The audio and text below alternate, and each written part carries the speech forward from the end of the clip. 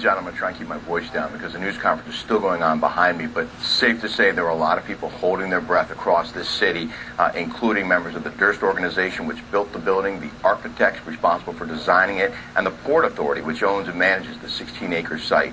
As you mentioned, they have decided, the Council on Tall Buildings has decided that One World Trade is in fact 1,776 feet tall. They say they did not take this decision lightly. They had a meeting of 25 members of their height committee in Chicago last Friday. It was behind closed doors.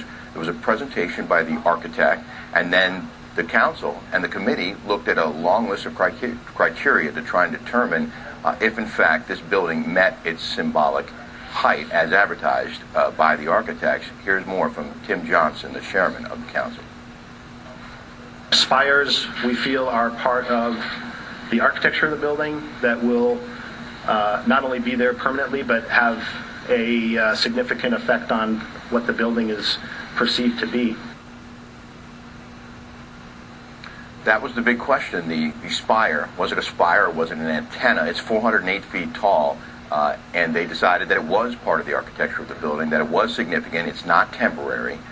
It's a major piece of architectural significance on top of the tower itself, which is 104 stories. So Chicago, you're not the tallest in America anymore, but you do have the highest occupied floor at 110 stories in the Willis Tower, formerly the Sears Tower. So New York's number one, John, but that's not a surprise to anyone here. Now, the Willis Tower, I read, tops out at 1,729 feet, so if they were to add another 60 feet to their spire on top of their building, I guess they could reclaim the title, huh?